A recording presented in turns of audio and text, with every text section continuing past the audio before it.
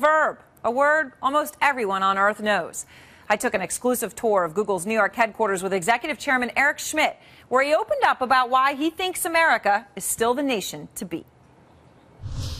America is the best innovator in the world today, and that's going to continue.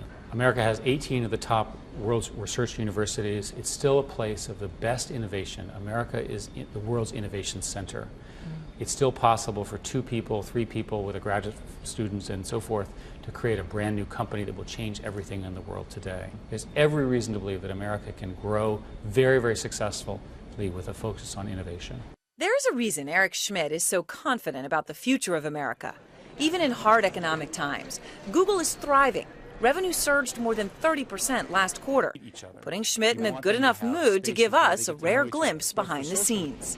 So this is inside Google, second biggest office for Google in the world? That's right. In Manhattan? Yes, right in downtown Manhattan. About 3,000 people, one large building and an adjacent building. And what's interesting is about half and half high-quality engineering and sales and marketing. Nobody thought you could build the world's best engineering center right in the downtown of Manhattan, but you can.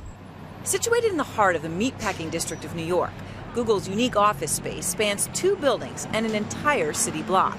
The old model was you'd have your office and the door would be closed and so forth.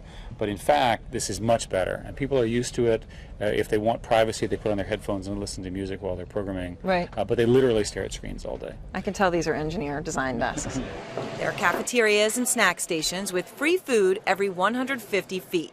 An incentive to keep people close to their desks. The only asset that matters is people in a company like this. And so keeping them here, keeping them motivated. Frankly, they work incredibly hard. We give them internet connections at home, of course, and they work pretty much all the time. And after all, they're trying to change the world, so they really care. I don't need to worry that they're at work. I know what they're doing. We can also measure, by the way, what they're doing because we can see the productivity and know whether they're making progress or not. So you can literally watch it in real time. And we do. People get all worried. They say China and India are churning out engineers. Are they churning out better ones? They certainly have some of the best in the world, and we try to hire them.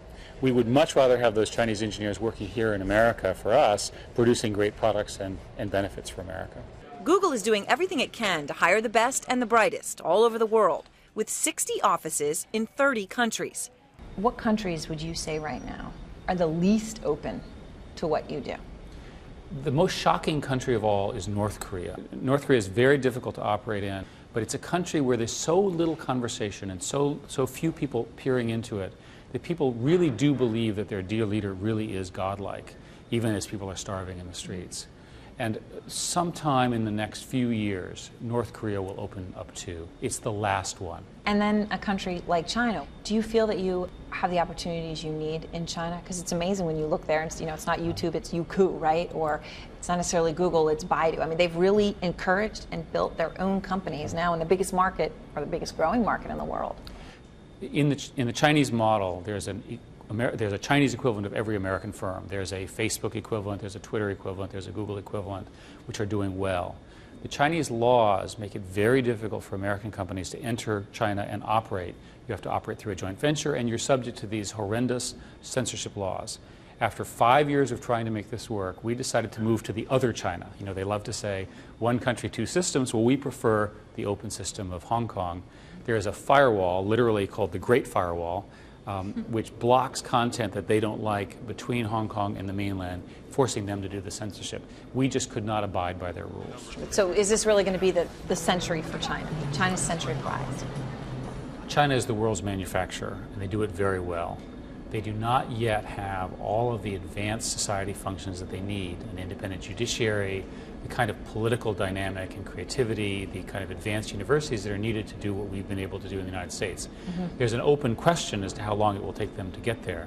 I met a little boy in China this summer, and his name was Bill. They named him after Bill Gates.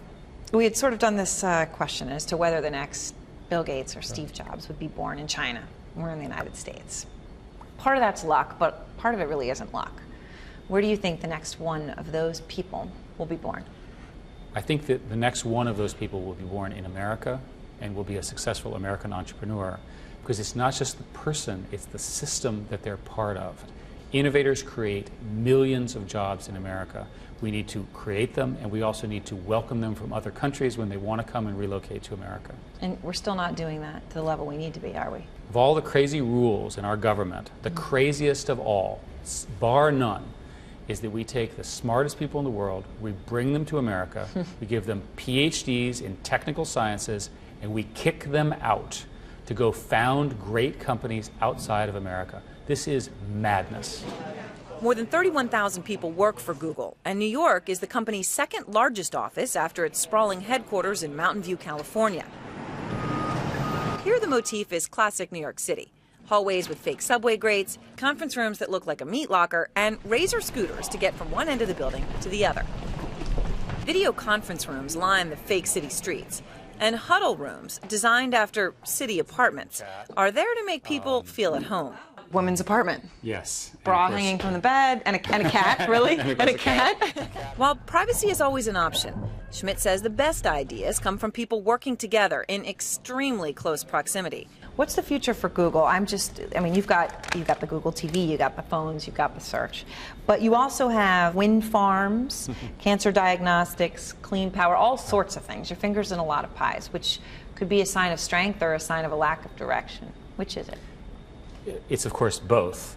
One of our strengths is our lack of direction. We actually let people invent new things and we see how far they go. And if they work wonderfully, then we will continue them. And if they don't work so well, we'll try something new. Google is the largest systematic innovator at scale I know of. What we try to do is to bring out new things and see if they work. We've done particularly well in information technology and information search, which is essentially a math problem. And we do that, I think, better than anybody else. When I asked him whether Google was a monopoly, he sort of smiled, as did the engineer behind him, and he said, "No, I just think we do it better than others."